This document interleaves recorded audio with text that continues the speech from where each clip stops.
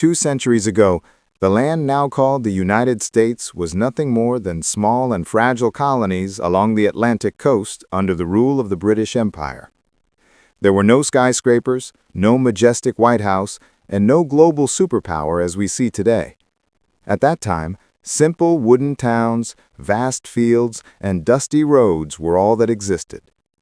Yet from what seemed to be only a distant and weak land, a great nation was formed, step by step, rising to change the entire world order. What made ordinary people, who were merely subjects of a faraway empire, dare to rise up and challenge the most powerful force on the planet? How could they turn scattered uprisings into a revolution that shook history? And why did the fragile pages of the Declaration of Independence ignite a flame of freedom that would never be extinguished? This is not only the story of a nation. This is the extraordinary journey of will, of aspiration, and of faith. The story of rising from a poor colonial land to the #1 superpower in the world. When we look back at the history of the United States, every story must begin with the first 13 colonies along the Atlantic coast. This was the land that laid the foundation for a new nation, but its beginnings were far from smooth. The land Europeans called the New World was still wild, covered with vast primeval forests, rushing rivers, and home to hundreds of native tribes with ancient cultures. In the early 17th century, no one could have imagined that these scattered colonies would one day unite into a global superpower. Jamestown, a difficult beginning. In 1607, a group of English settlers arrived in Virginia and founded Jamestown. This was the first English colony to survive in North America. Life in the early days was extremely harsh. They lacked food, many died from disease, and the brutal winter claimed hundreds of lives.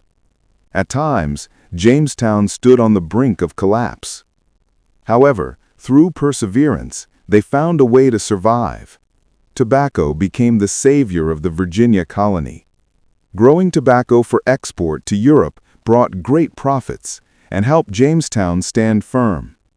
From Jamestown, the English realized that North America had enormous potential for expansion, and waves of migrants from Europe began arriving in increasing numbers. Reasons Europeans left their homeland. These migrants came to the New World for many reasons. Some sought wealth, hoping to acquire land to farm and build a better life. Others fled religious persecution at home, especially the Puritans from England, who wished to worship freely according to their beliefs. For many, North America was a land of opportunity. They knew it was full of hardships, but it also offered a new beginning, free from the rigid class system of Europe. The birth of the 13 colonies. Throughout the 17th century and early 18th century, the English established 13 colonies along the Atlantic coast. From the cold north to the warm south, each colony had its own character and identity. In New England, colonies such as Massachusetts, Rhode Island, and Connecticut were founded by Puritans seeking religious freedom. They carried with them a strong sense of community. Small towns sprang up. Churches became the center of social life, and education was highly valued. The middle colonies included New York, New Jersey, and Pennsylvania. This was a region of great ethnic and religious diversity. The Dutch, Germans, Swedes, and many others lived together. Port cities like Philadelphia and New York became bustling centers of trade, connecting Europe, the Caribbean, and Africa. The southern colonies included Virginia, Maryland, North Carolina, South Carolina, and Georgia. Here, a plantation economy developed, producing tobacco, rice, and later cotton. These plantations required massive labor, and enslaved labor became deeply rooted in Southern society. Amid these struggles, a spirit of independence gradually took shape. Colonists grew used to making their own decisions. They elected local councils, created their own laws, and managed their communities with little interference from the mother country. This created a major difference between the colonists and the people living in England. native peoples, and unavoidable conflicts. Before Europeans arrived, this land was home to millions of Native Americans. They belonged to many tribes such as the Powhatan, Iroquois, Cherokee, and Sioux, each with their own language, customs, and beliefs. At first, relations between natives and settlers were sometimes friendly. Natives taught settlers how to grow corn, hunt, and survive the winter. But as more migrants came, land quickly became the main cause of conflict. Europeans wanted more land for towns and plantations, while natives were pushed further inland. Many wars broke out, bloody and long-lasting. At the same time, European diseases like smallpox spread, devastating native populations. This event left a deep scar in American history, a tragic chapter whose consequences lasted for centuries. Relations with the British Crown. For more than a century, the relationship between the 13 colonies and Britain was relatively stable. Colonists still saw themselves as subjects of the king. They accepted Britain's military protection against France and Spain and benefited from trade with Europe. However, the long distance made it difficult for Britain to govern strictly.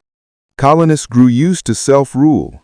They had their own legislatures, decided budgets and laws, while governors appointed from London often played only symbolic roles. Britain still enforced strict trade regulations. The Navigation Acts forced colonies to only trade with Britain or through British ports, limiting economic freedom. This increasingly angered merchants. The spark of discontent. For more than a century, the relationship between the colonies and the mother country was like a tightrope, strained but unbroken. Colonists wanted more freedom, while Britain wanted tighter control. This tension erupted after the French and Indian War from 1754 to 1763. The war ended in British victory, but the costs drained the treasury. To recover, Parliament imposed a series of taxes on the colonies: the Sugar Act, the Stamp Act, the Tea Act. Colonists felt they were treated unfairly. They paid taxes but had no representatives in Parliament. The slogan, "No taxation without representation," echoed as a direct challenge to London. These grievances were no longer small complaints. They became a political movement, spreading across the 13 colonies. People began to realize that to gain true freedom, they had to confront the mother country. End of Part 2. From the early hardships in Jamestown, over more than a century, the 13 colonies had grown strong. They built societies, developed economies, and formed a deep spirit of liberty. But with that growth, conflicts with Britain became irreconcilable. By 1775, tensions had ignited into the spark of a great conflict. From here, the fire of the American Revolution would erupt, forever changing the history of both sides of the Atlantic.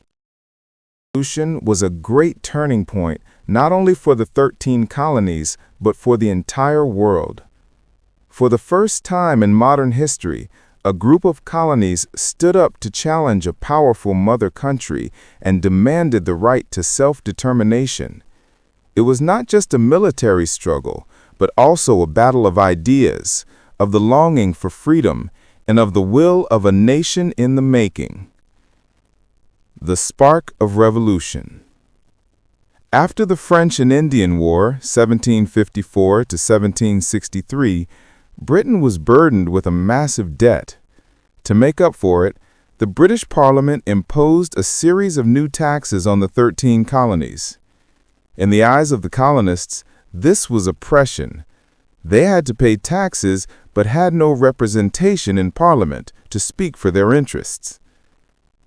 The Sugar Act of 1764, the Stamp Act of 1765, then the Tea Act of 1773 all piled up like waves, pushing tensions to the extreme.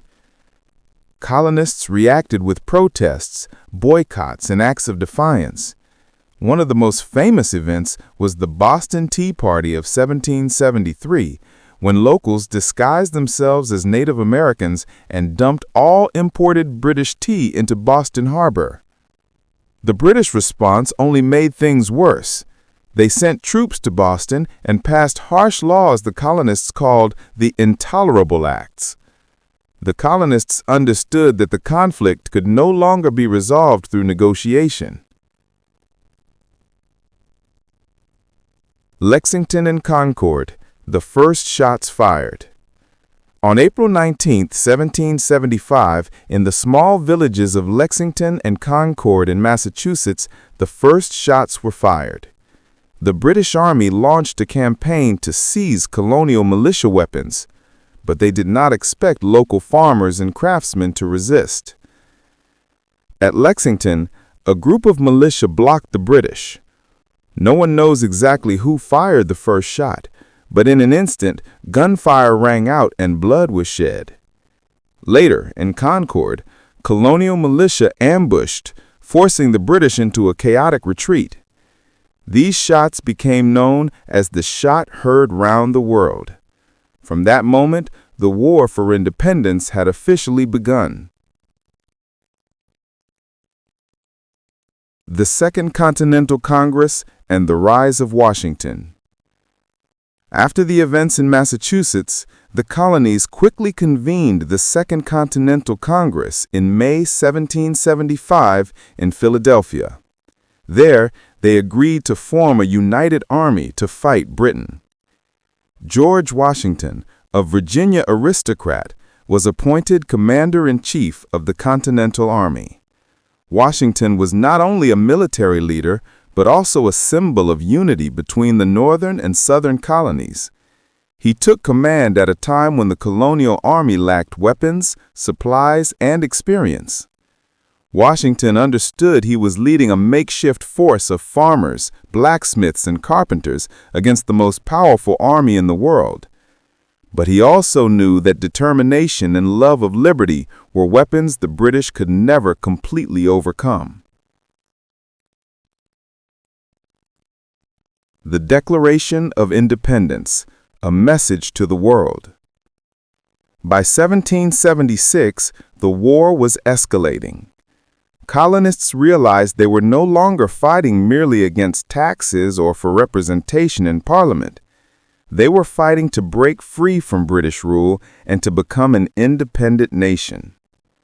On July 4, 1776, the Continental Congress adopted the Declaration of Independence, drafted by Thomas Jefferson. This document not only declared the independence of the 13 colonies, but also affirmed a new philosophy. All men are created equal, with rights to life, liberty, and the pursuit of happiness. Governments exist to protect those rights, and if a government betrays them, the people have the right to overthrow it. The Declaration of Independence was not just a legal text, it was a call, a torch that lit the way for millions to believe they could determine their own destiny. The difficult early years. But independence did not come easily. In the first years, the Continental Army suffered repeated defeats. The British captured New York, forcing Washington and his troops into retreat. During the harsh winter at Valley Forge in 1777-1778, the army faced severe shortages. They lacked clothing, and many died from cold, hunger, and disease. Washington had to keep his soldiers' spirits alive. He walked through the camp, speaking with small groups, encouraging them to endure. At Valley Forge, the army was also trained by Baron von Steuben, a German officer. He taught discipline, battle formations, and professionalism. From then on, the Continental Army grew stronger, able to confront the British directly. France joins, a crucial turning point. One of the greatest turning points of the American Revolution was France's involvement. After the Continental victory at Saratoga in 1777, France saw that the uprising had a chance of success. As Britain's old enemy, France quickly signed an alliance with America in 1778. French support was not only weapons and money, but also troops and a navy. Lafayette, a young French nobleman, volunteered to fight in America and became one of Washington's closest allies. The French Navy helped break Britain's blockade, opening decisive opportunities in the war's final years. The Southern Campaign and Decisive Victory. From 1778 onward, the war shifted south. The British hoped for support from Southern colonists tied closely to British trade. At first, they won some victories, capturing Savannah and Charleston. But guerrilla warfare in the South, led by figures like Francis Marion, known as the Swamp Fox, wore them down. The climax came at Yorktown in 1781. There, the Continental Army under Washington, together with French forces under General Rochambeau and the French Navy led by Admiral de Grasse, surrounded the British under General Cornwallis. After weeks of fighting, Cornwallis was forced to surrender. The victory at Yorktown effectively ended the war. Although negotiations took 2 more years, from that moment the British knew they could not retake the 13 colonies by force. The Treaty of Paris, 1783. Recognition of independence. On September 3, 1783, the Treaty of Paris was signed. Britain officially recognized the independence of the United States of America. New borders were drawn, granting the U.S. control of territory from the Atlantic Ocean to the Mississippi River. After 8 years of war filled with blood and sacrifice, a new nation was born. Farmers, craftsmen, and merchants who once stood at Lexington were now citizens of an independent republic. The meaning of the Revolution. The American Revolution was not only a national event, but also had global impact. For the first time in modern times, a colonial people had overthrown their mother country. The ideas of liberty, equality, and government by the people spread across Europe, helping ignite the French Revolution later.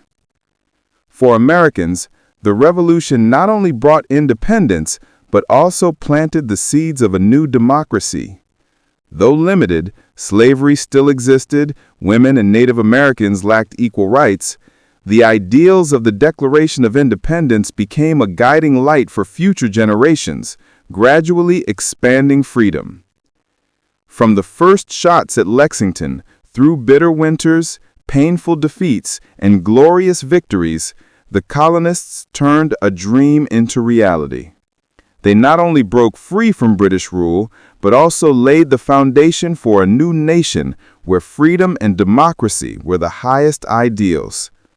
The American Revolution was the opening chapter in U.S. history as an independent nation, but it was only the beginning.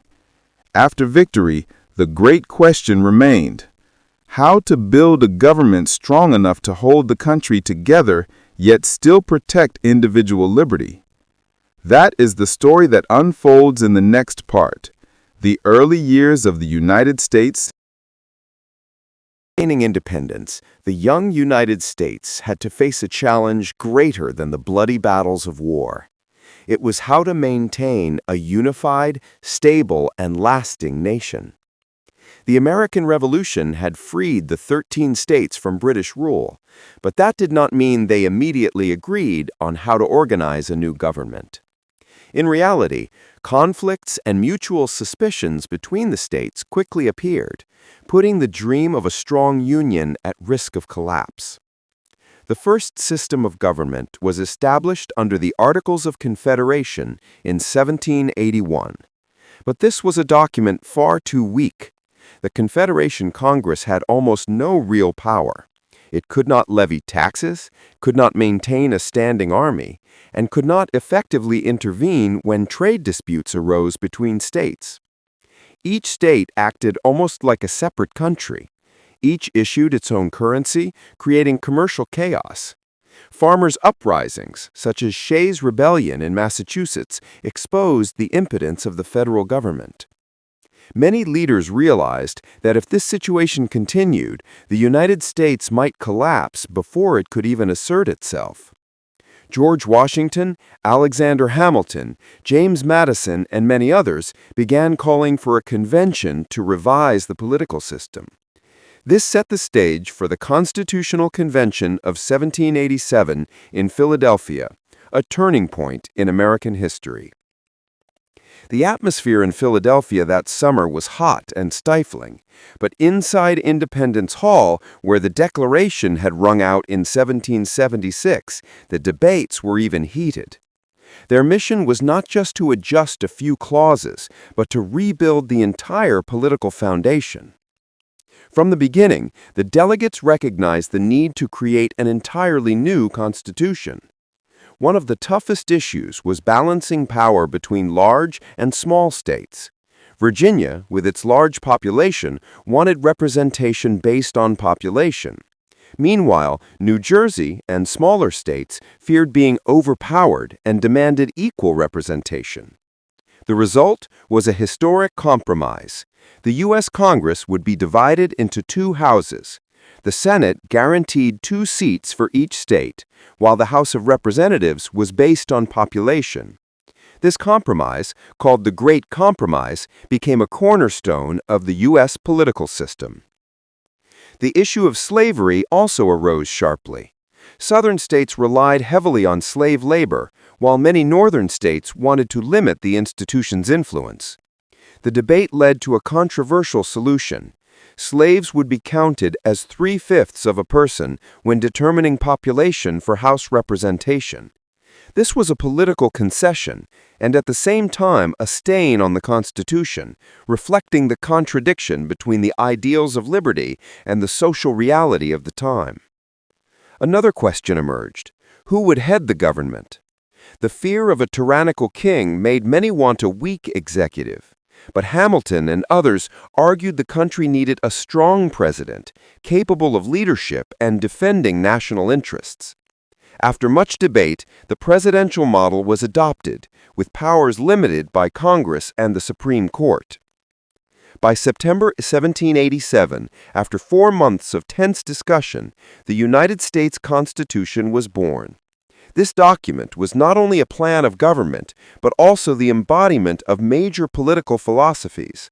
Sovereignty belongs to the people, power is divided to avoid tyranny, and a federal government strong enough to hold the nation together, yet still respecting the autonomy of the states. However, signing the Constitution was only the beginning.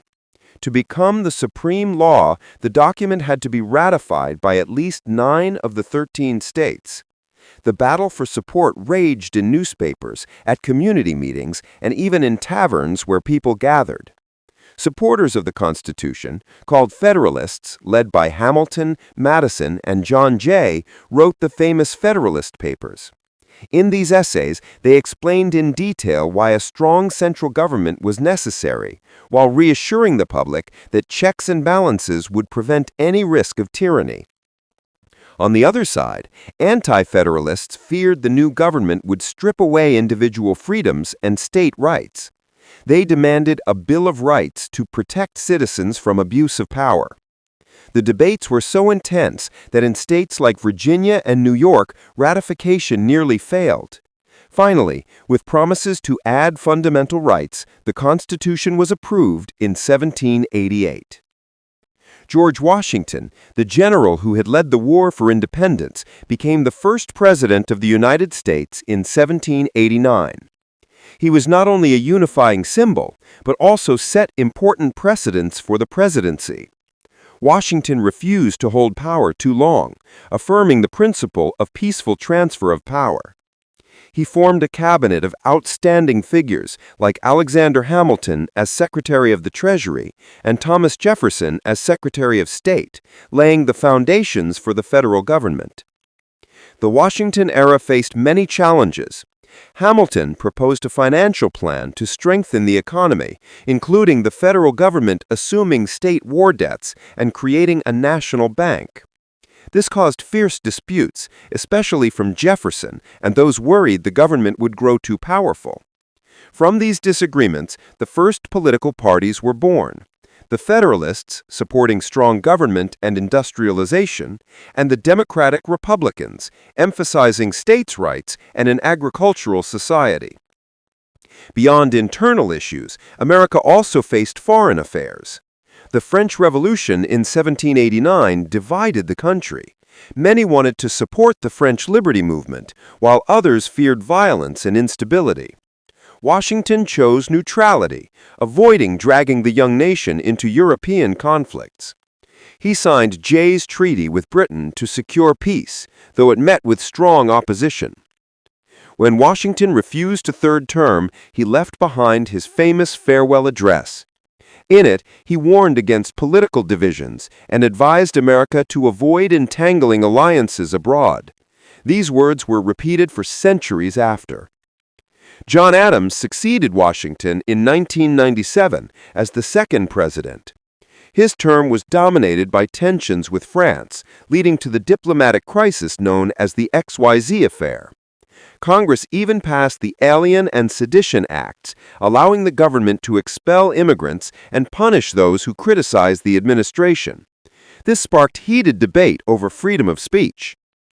Finally, in 1800, America witnessed a tense election between John Adams and Thomas Jefferson.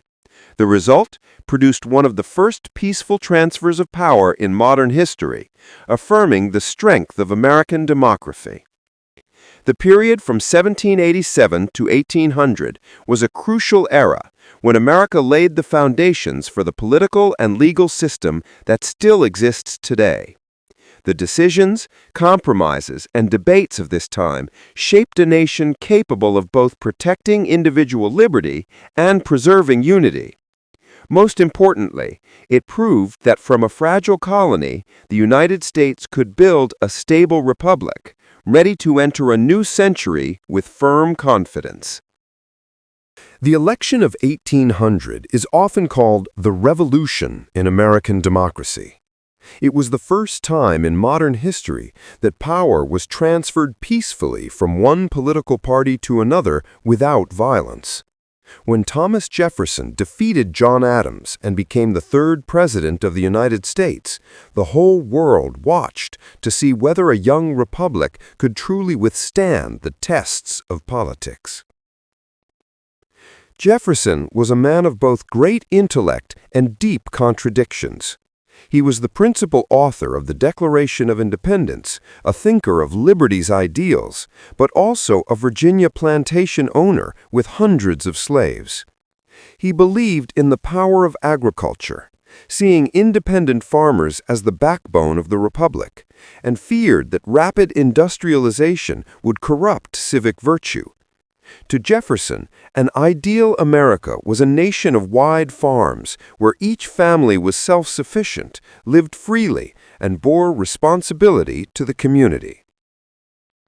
From the moment he took office, Jefferson faced many challenges. On one hand, he wanted to reduce the power of the federal government that the Federalists had expanded under Washington and Adams. He cut military spending, reduced the size of the bureaucracy, and lowered taxes. Jefferson believed that a smaller government would make people freer and reduce the risk of tyranny. But at the same time, he had to address a major question. Did America have enough land to sustain its long-term agricultural dream? The answer came from an unexpected event known as the Louisiana Purchase of 1803. At the time, the vast Louisiana territory belonged to France, stretching from the Mississippi River to the Rocky Mountains, doubling the size of the United States. Napoleon Bonaparte, needing money for his European wars, was willing to sell the entire territory for only $15 million. Jefferson hesitated at first, since the Constitution did not explicitly say a president could purchase land, but he understood this was a once-in-a-lifetime opportunity to secure a vast future for generations. In the end, Jefferson approved the deal, and the United States instantly doubled in size overnight. The Louisiana Purchase was not just a land transaction, but a turning point that shaped the nation's destiny. It showed that the United States was no longer just a small strip along the Atlantic coast, but a continental power with limitless potential. To explore this new land, Jefferson sent two explorers, Meriwether Lewis and William Clark, on a great journey. The Lewis and Clark expedition from 1804 to 1806 opened the door to the West. With the help of Sacagawea, a Shoshone woman, the expedition not only found a route to the Pacific, but also recorded thousands of details about geography, plants, animals, and the cultures of native tribes. To Americans, that journey felt like a romantic adventure story, igniting imagination about a promised land in the West. Thousands began to dream of wide-open fields, new opportunities, and an unlimited future. But with this came conflict, for westward expansion also meant escalating clashes with native tribes. Beyond territorial issues, Jefferson also faced a complex international situation. In the early 19th century, Europe was engulfed in the Napoleonic Wars. Both Britain and France tried to block the United States from trading with the other. American ships were frequently stopped, and American sailors were forced into service in the British Navy. Jefferson, opposed to war, chose instead to impose a sweeping embargo against both nations, known as the Embargo Act of 1807.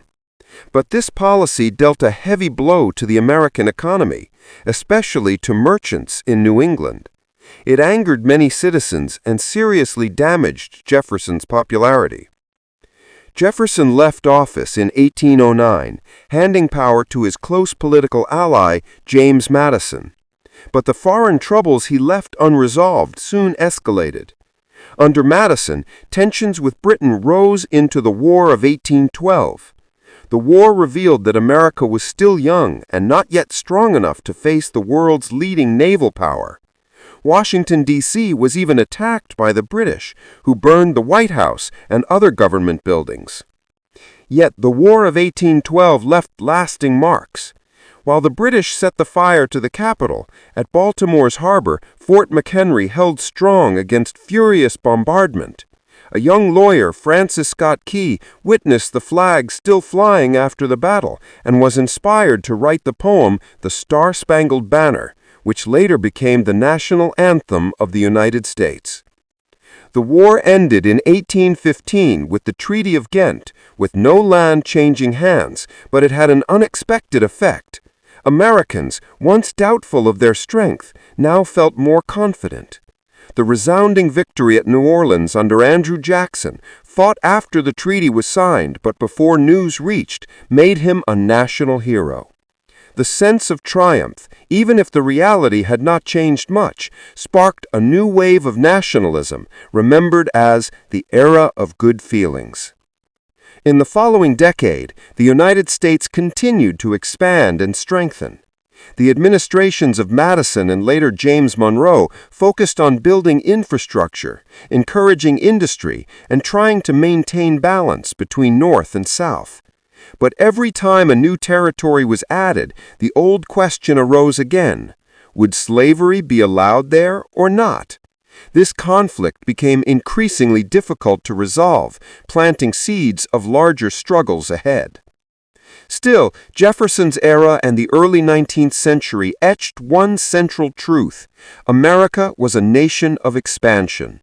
The Louisiana Purchase, the Lewis and Clark expedition, the War of 1812, and Jefferson's domestic policies laid the foundation for the idea that the country's future lay to the West, where freedom and opportunity awaited. The dream of the West was not just a geographic hope, but became part of national identity. Looking back, Jefferson's presidency was far from easy. He was both a defender of democratic ideals and a pragmatic politician. He wanted small government, but made one of the biggest decisions in American history with the Louisiana Purchase. He opposed war, but imposed an embargo that crippled the economy. Yet within these contradictions, Jefferson left a deep legacy, opening the path for the United States to transform from a coastal republic into a continental power. As the 2020s approached, America had changed dramatically from its founding days. From 13 small states, its territory now stretched to the Mississippi River basin. Its people felt increasingly confident in their special destiny. A sense grew that this nation was chosen to expand, to lead, and to be a model of liberty. From this belief, the idea of manifest destiny would gradually take shape, guiding the United States deeper into the turbulent 19th century. America was no longer a small nation clustered along the Atlantic coast. Its territory stretched to the Mississippi River. Its population was growing rapidly, and the belief in a special destiny was spreading wider. But along with that expansion, American society also witnessed great changes in politics. If before power mainly rested in the hands of the wealthy elite in the East, now millions of ordinary people were beginning to demand their voice. It was in this context that a new figure appeared and changed the face of American politics, Andrew Jackson. Jackson was born in 1767 on the frontier between North Carolina and South Carolina. His father died early, his mother passed away during the War of Independence, and Jackson grew up in hardship, carrying a hatred for the British. He was once captured by British soldiers as a teenager, and it was during those days that his toughness and resentment were forged. Later, Jackson became a lawyer, then a plantation owner, but he was most famous as a general. In the War of 1812, his resounding victory at the Battle of New Orleans turned Jackson into a national hero. The image of a brave warrior coming from common roots quickly won him the admiration of the public. The election of 1824 marked a turning point in American politics. Jackson won the most popular votes, but because he did not secure an absolute majority in the Electoral College, the House of Representatives had to decide the outcome. John Quincy Adams, the son of former President John Adams, was ultimately chosen after reaching a deal with Henry Clay. Jackson and his supporters called this a corrupt bargain, claiming that the will of the people had been betrayed. This event further fueled the wave of support for Jackson, paving the way for his strong comeback in the election of 1828. Jackson's victory in 1828 was considered the beginning of popular democracy. For the first time, a man of humble origins, not from the aristocracy or the Eastern intellectual elite, rose to the highest office. The number of voters soared as many states abolished property requirements for suffrage. Millions of farmers, craftsmen, and immigrants saw Jackson as their symbol, a man daring enough to challenge the elites. Jackson entered the White House with the spirit of a warrior. He saw himself as the protector of the people's rights against the manipulation of the wealthy and financial powers. From the start, Jackson displayed a tough and decisive style. He dismissed numerous old officials and replaced them with loyal followers, inaugurating a policy the press called the spoils system. Jackson argued that any citizen could serve the government, not necessarily seasoned experts. But his opponents saw this as favoritism and a weakening of the professionalism of the state apparatus. One of the most controversial issues of Jackson's presidency was the battle against the National Bank. This bank, supported by the federal government but largely owned by Eastern financiers, was believed by Jackson to serve the interests of the rich and threaten democracy. When Congress passed a bill to renew the bank's charter, Jackson flatly vetoed it.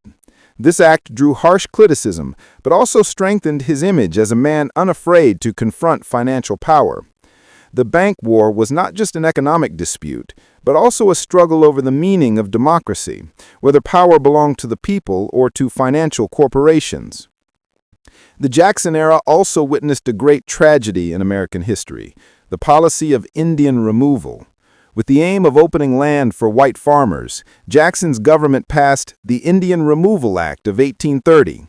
Tens of thousands of Cherokee, Creek, Choctaw, Chickasaw, and Seminole were forced to leave their homelands and march to distant lands west of the Mississippi River. This grueling journey, called the Trail of Tears, caused thousands to die from hunger, disease, and cold. The policy reflected the dark side of territorial expansion, where the freedom and democracy of one group came at the cost of another's suffering and loss. Beyond the native issue, Jackson also had to resolve conflicts with southern states over tariffs. South Carolina vehemently opposed tariff laws they believed favored northern industry and harmed southern agriculture. They even declared the right to nullify federal laws within their state.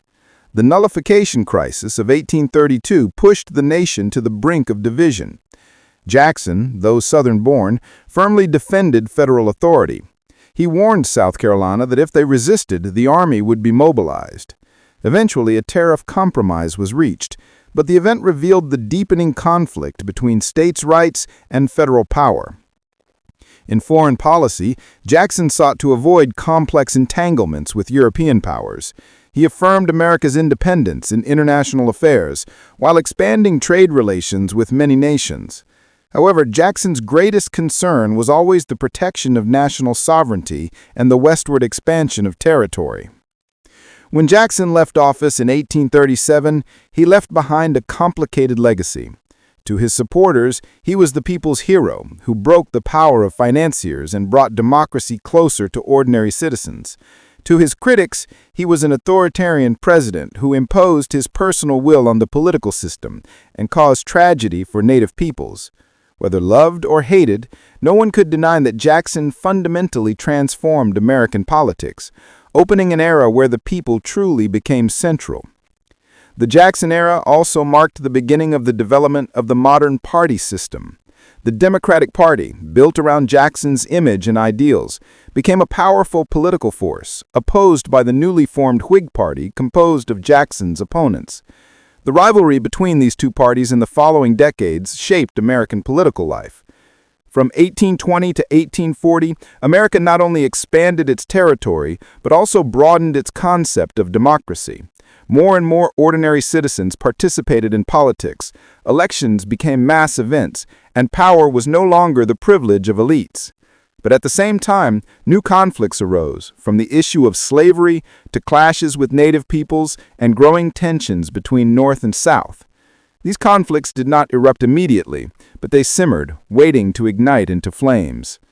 The Jackson era was a dramatic period where democratic ideals and harsh realities coexisted. It was the story of a tough man carrying both courage and ruthlessness, and of a nation learning to define itself in a new world. As America entered the 1840s, what Jackson left behind continued to echo, shaping the greater struggles that lay ahead. History. The American Civil War was one of the most tragic yet meaningful chapters in U.S. history. The four-year conflict not only shook the young nation, but also reshaped the very nature of the country, abolished slavery, and paved the way for a united America. But before the first shots were fired at Fort Sumter, tensions had been smoldering for decades. It was the sharp opposition between an industrializing North that was rapidly developing and an agricultural South that relied almost entirely on slavery. The growing economic and cultural differences pushed the two regions into an inevitable confrontation. The North, with booming cities, rising factories, and waves of immigrants from Europe, believed in free labor and industrial growth. Meanwhile, the South was tightly bound to its plantation economy of cotton, tobacco, and sugarcane. Millions of enslaved Africans were treated as tools of production, the backbone of the planters' prosperity. As the North increasingly sought to expand its influence and limit slavery, the South saw this as a mortal threat. The presidential election of 1860 ignited the crisis. Abraham Lincoln, the Republican candidate, won without any support from the South. Lincoln did not intend to abolish slavery immediately where it already existed, but he firmly opposed its expansion into new territories.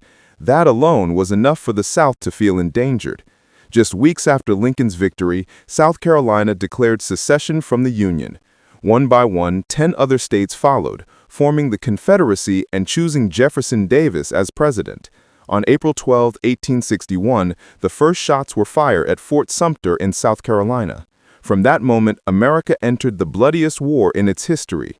Both sides believed they were fighting for a just cause.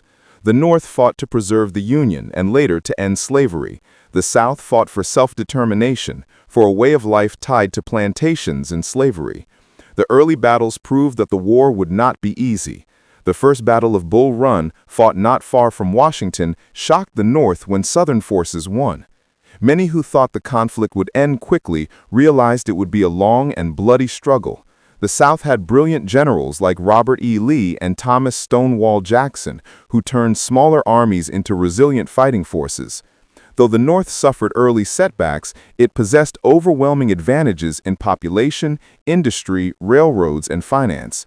With patience and strategic vision, Abraham Lincoln gradually found the right generals, such as Ulysses S. Grant and William Tecumseh Sherman. Step by step, the North tightened its grip with a blockade strategy, cutting off Southern supplies and taking control of major rivers like the Mississippi. The year 1863 was a turning point. That January, Abraham Lincoln issued the Emancipation Proclamation, declaring all slaves in Confederate territory to be free. Legally limited, since it only applied to areas under Confederate control, the proclamation nonetheless changed the nature of the war. Now it was not only about preserving the Union, but also about freedom and human dignity. Hundreds of thousands of freed slaves joined the Union Army, carrying with them a burning desire for liberty. In July 1863, the Battle of Gettysburg in Pennsylvania became one of the most decisive clashes. Robert E. Lee's Confederate Army invaded the North, hoping a victory would force the Union into peace talks. But after 3 days of bloody fighting, the Union triumphed, forcing Lee to retreat.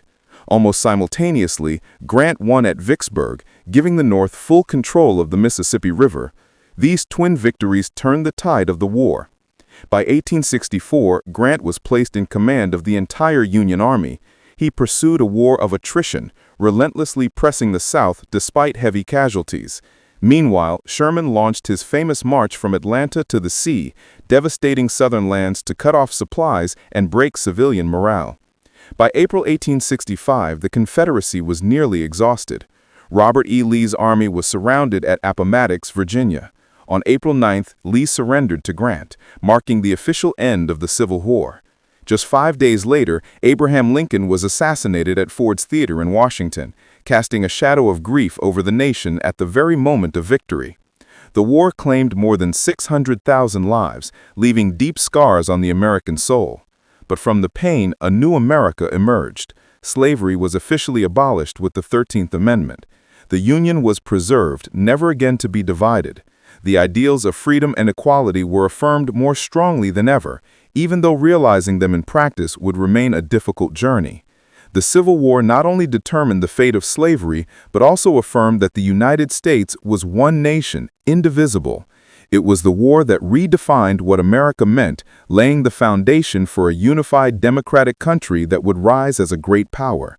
The echoes of Gettysburg, Vicksburg, and Appomattox resound through history, reminding us that unity and freedom are always bought with blood and sacrifice. Gunfire of the American Civil War faded, the young nation faced a task no less daunting: how to heal deep wounds, bring the Southern states back into the Union, and resolve the fate of millions of newly freed slaves. This was the period in history called Reconstruction, lasting from 1865 to 1877. It was a time when America stood at a crucial crossroads where political, economic, and social decisions would shape the path of development for decades to come. On April 9, 1865, when General Robert E. Lee officially surrendered to Ulysses S. Grant at Appomattox, the North had won the war, but the country lay in ruins. More than 600,000 lives had been lost, many Southern cities were devastated, railroads destroyed, and the economy exhausted. More importantly, 4 million freed slaves were stepping into a new era, but the road ahead was uncertain. They were legally free, yet real freedom in life, rights, and opportunities remained a big question. In the first days after victory, Lincoln envisioned a plan of reconciliation. He believed the nation needed to be quickly healed and reconciled to bring the Southern states back into the Union.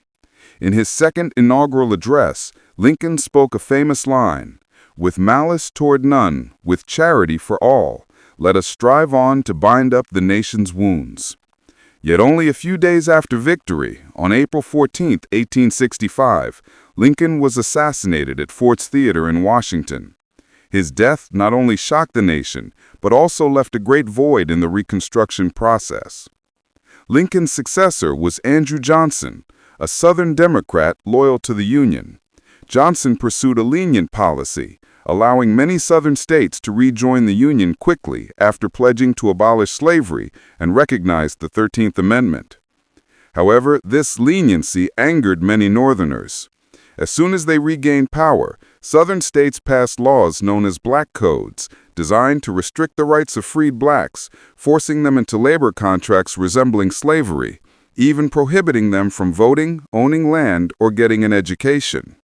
Congress, controlled by Republicans, reacted fiercely. They argued Johnson's policies were too weak and failed to protect the achievements of the Civil War. Thus, Congress seized control of Reconstruction.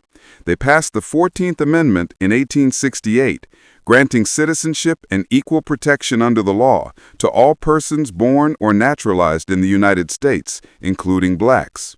Then the 15th Amendment was ratified in 1870, prohibiting racial discrimination in voting rights.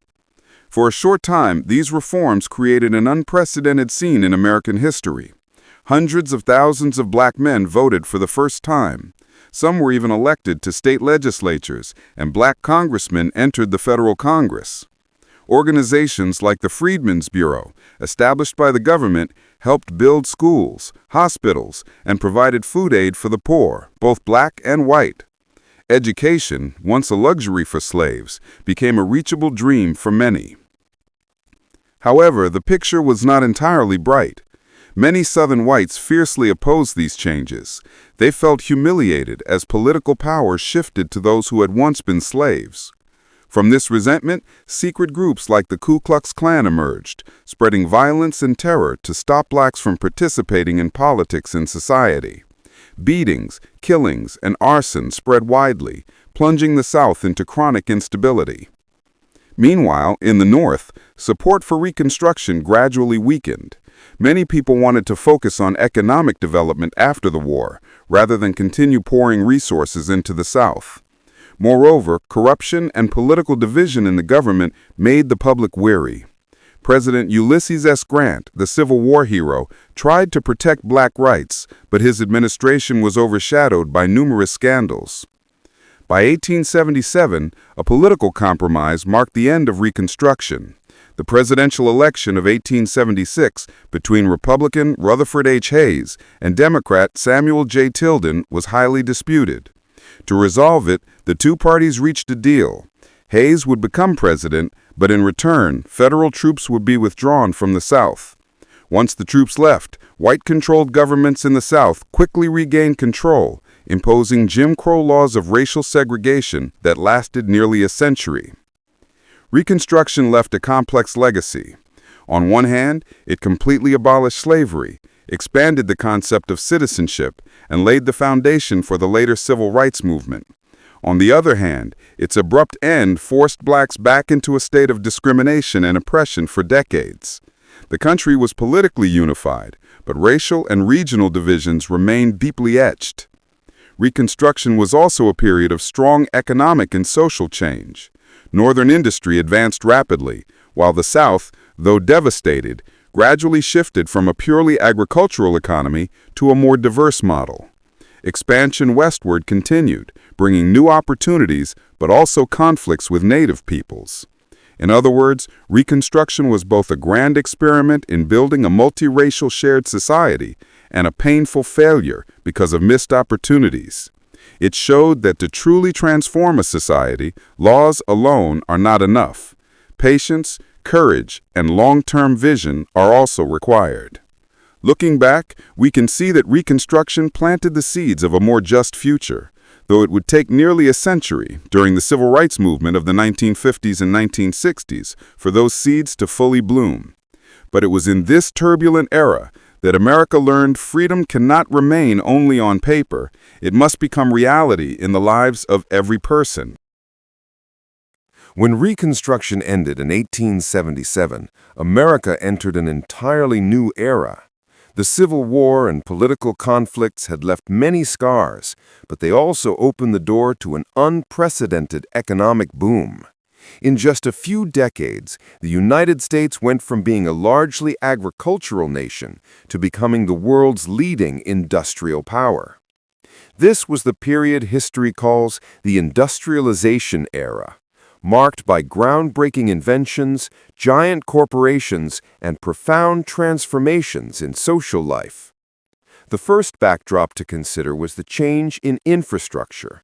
After 1877, America's railroad network expanded rapidly, linking the East Coast with the West Coast and turning the continent into a vast market. Railroads not only carried goods and passengers, but also made it possible to exploit natural resources in remote regions. Coal, steel, and oil were easily transported to industrial centers.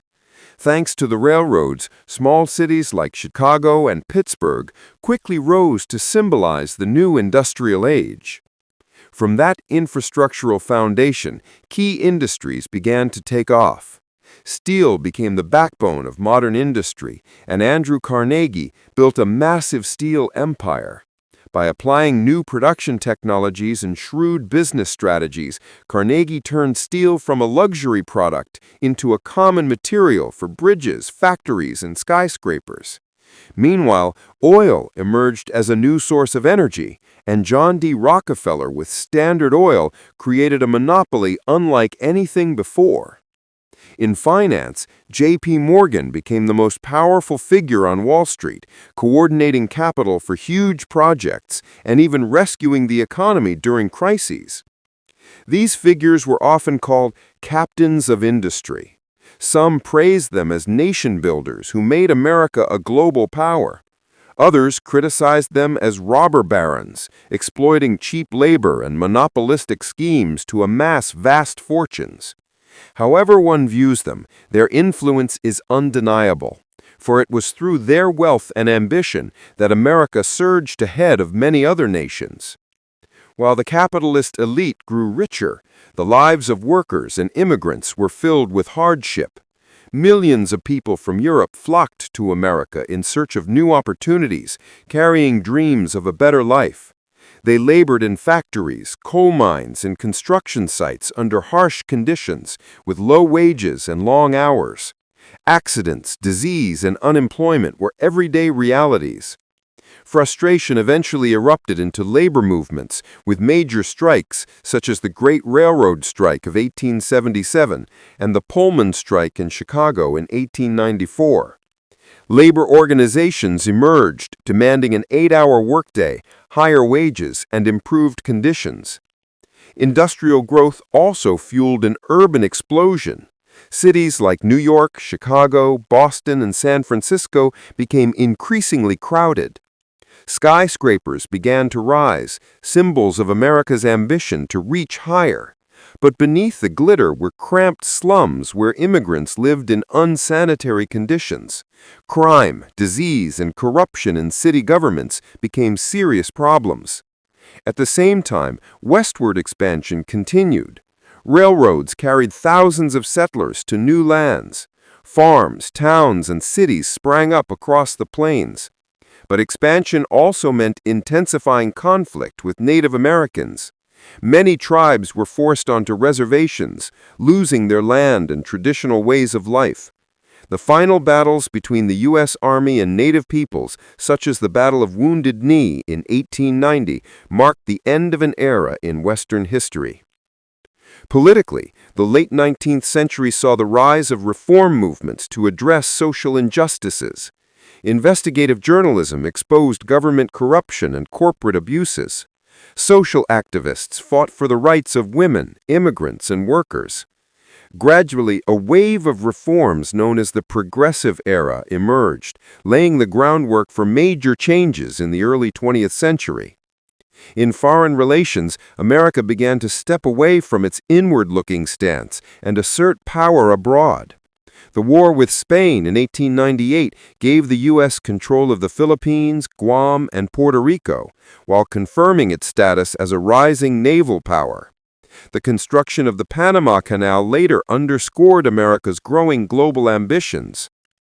The industrialization era was also a time when scientific and technological inventions transformed daily life. Alexander Graham Bell's telephone, Thomas Edison's light bulb, and Henry Ford's automobile opened the door to the modern age. America was not only producing goods, but also generating ideas and inventions that reshaped the world. Yet progress came with contradictions. Between the lavish wealth of the elite and the poverty of workers lay a widening gap. This was the era that writer Mark Twain famously called the Gilded Age, glittering on the surface, but riddled with inequality beneath. These tensions did not disappear, but lingered, waiting to erupt in the next century. By 1914, America had been completely transformed compared to 40 years earlier. From a nation just emerging from the Civil War, it had become the world's largest economy, with bustling cities, massive corporations, and a military beginning to project power overseas. Industrialization not only created wealth, but also set America on the path to becoming a global superpower. Yet the journey still held many challenges. Social inequality, racial issues, labor rights, and new international conflicts awaited. The coming decades would